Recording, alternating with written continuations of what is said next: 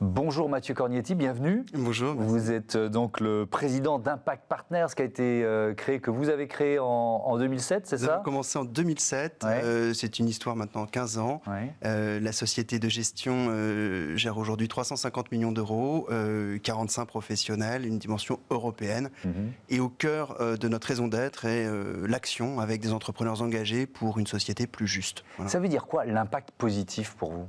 Alors, je suis aussi le président de la commission Impact chez France Invest, Ouais. avec une définition qu'on a posée en 2012, qui est d'investir dans des entreprises avec un enjeu d'intentionnalité, c'est-à-dire une mission. On investit en l'occurrence chez Impact Partners pour réduire des inégalités, avec une additionnalité, c'est-à-dire un accompagnement des dirigeants au-delà de l'argent. Et puis surtout un alignement des intérêts entre les gérants, c'est-à-dire nos équipes d'investissement, et nos propres souscripteurs. Donc effectivement, il y a l'accompagnement d'entreprises qui réduisent les inégalités, et puis aussi le fait de s'engager dans des territoires qui sont plus fragiles que d'autres. Je voudrais juste qu'on donne un ou deux exemples. Par exemple, une entreprise qui réduit les inégalités que vous accompagnez. Alors, vous parlez de territoires fragiles. Ouais.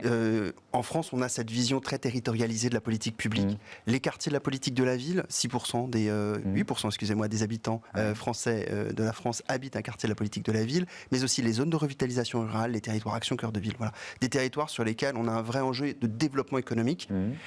Des exemples d'entreprises qu'on accompagne. Le dernier investissement qu'on ait fait avec nos fonds dits croissance, accompagner un entrepreneur social sur une dimension européenne, Vélogique, basé à Lyon, qui aujourd'hui assure la maintenance de grandes flottes de vélos B2B et qui a déjà une filiale au Royaume-Uni et va certainement grandir en Allemagne et aux Pays-Bas.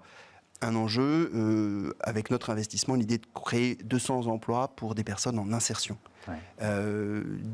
Autre exemple, autre stratégie, quand vous allez dans un quartier populaire, vous avez des standards qui ne sont pas les mêmes. Pas une question d'architecture, c'est pas une question de couleur de peau, c'est bien souvent le fait qu'il y a moins de commerce qu'ailleurs. Souvent des commerces communautaires, et les grandes enseignes nationales n'y vont pas alors qu'ils ont des emplacements, qu'ils ont des candidats, qu'ils ont des clients, parce que finalement les porteurs de projets, les potentiels franchisés n'ont pas assez d'apport. Et on a lancé en 2017 un premier fonds, là on a lancé un deuxième fonds, on a créé plus de 150 commerces franchisés dans les quartiers de la politique de la ville. Des garages Speedy, de la restauration rapide avec burger de papa, ce qui représente aujourd'hui, alors là je vous donne le décompte à jour, 1393 emplois créés à date dans ces quartiers de la politique de la ville. Et ça c'est hyper important parce que quand on fait le constat, un quart de la population des quartiers prioritaires de la ville et un tiers des jeunes sont touchés par le chômage. Donc il y a un surchômage dans ces quartiers. Je préciserais même, quand vous dites un tiers des jeunes, c'est que vous mélangez hommes et femmes, et quand on prend les jeunes hommes, on est à 50% de taux de chômage. Donc on est sur des situations d'enjeux d'emploi qui sont colossales dans ces quartiers de la politique de la ville. Après, il faut garder aussi en mémoire que ces quartiers, chaque année, l'INSEE l'a enfin démontré, chaque année 12% des habitants quittent le quartier. Ce sont les 12% les plus riches. Et sont remplacés par 12% d'habitants qui sont significativement plus pauvres que la médiane du quartier. Voilà. Donc on est aussi sur des quartiers... Donc on est dans une tendance d'appauvrissement. Je dirais qu'on est... je dirais que si l'enjeu est de boboiser le quartier, c'est assez compliqué. En tout cas, la situation de ces quartiers de la politique de la ville est extrêmement hétérogène. On parle de 1500 quartiers différents. Voilà. Ça, c'est important de le dire. Bien sûr, la Seine-Saint-Denis, c'est un territoire qui est en très forte croissance, avec une pression foncière liée à Paris. Si vous prenez un quartier de la politique de la ville dans les Outre-mer, la situation est très différente. Alors, vous venez d'organiser un événement à destination des jeunes de ces quartiers populaires. C'était à l'occasion du salon Jeunes d'avenir à la Villette. C'était quoi l'objectif ? Alors, d'abord, on aime beaucoup ce salon et nous, on se considère non pas comme un investisseur, mais on se considère comme un animateur d'écosystème. Depuis le début, ce que nous cherchons, c'est on évoque l'apprentissage, vous avez évoqué la jeunesse, c'est accompagner la jeunesse, notre jeunesse, sur le marché du travail. Et l'apprentissage est un formidable outil pour cela. aujourd'hui des actions autour de l'apprentissage dating. Ce sont des face-à-face entre des jeunes et des RH de grands comptes. Ouais. Ce sont Donc vous mobilisez des grands groupes qui sont partenaires, c'est ça? On a une communauté d'à peu près 300 RH de grands groupes. Okay. Et en face, on a plusieurs milliers de jeunes maintenant, depuis le début de cette initiative, qui sont coachés, formés, pour qui très souvent c'est le premier entretien de leur vie. Et donc, il faut qu'ils apprennent aussi à se présenter, à défendre leur candidature. Ils n'auront pas forcément un contrat d'apprentissage à l'issue de cette expérience. Par contre, c'est quelque chose qui restera pour plus tard dans leur bagage. Et donc, il y a ce pacte avec les quartiers pour toutes les entreprises, lancé par le ministère de la Cohésion des Territoires, c'était en juillet 2018, auquel vous participez. Quelle part vous prenez? Alors, c'est même plus que participer. Ouais.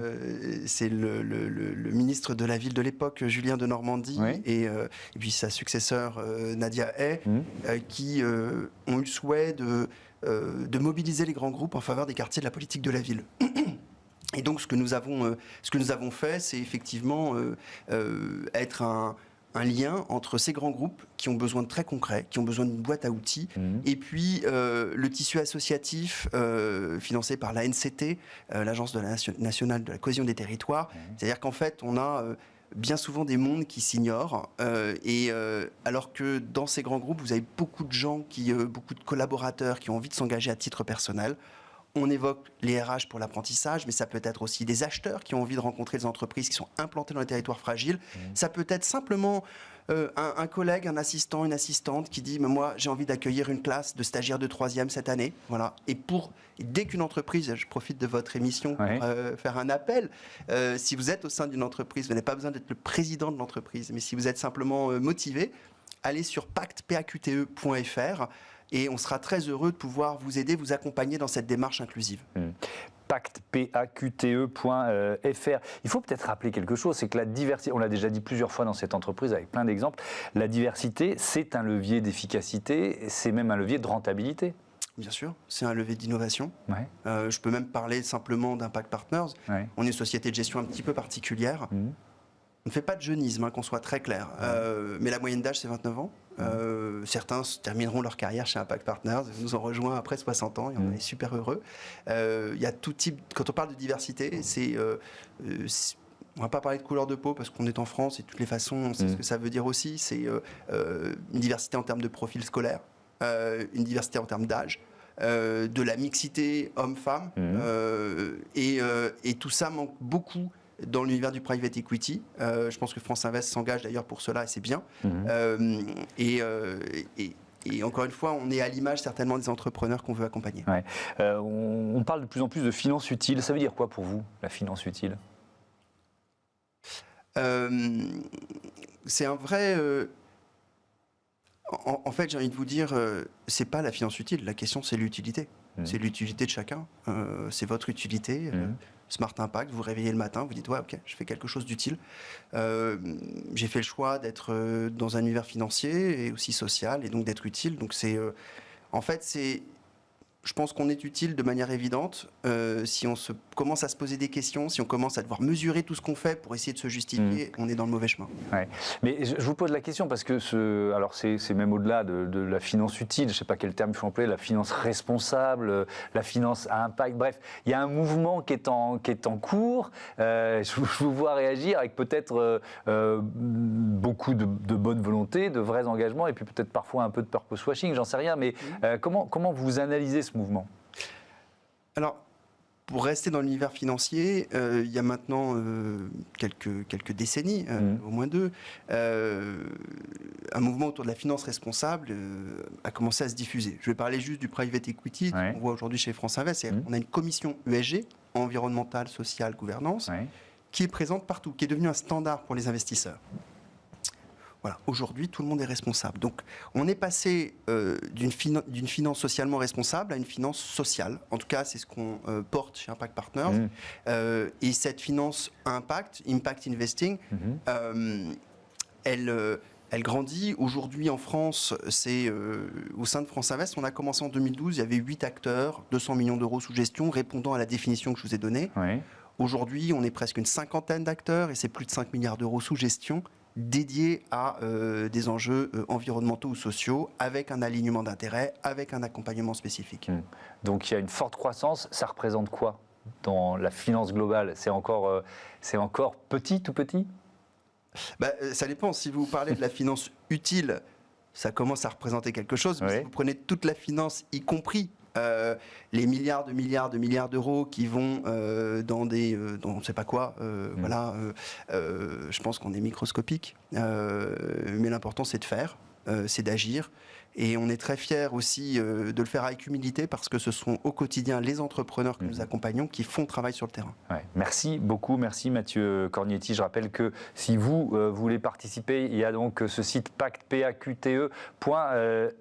Bon vent à Impact Partners. On passe à notre débat, le reconditionné qui gagne du terrain.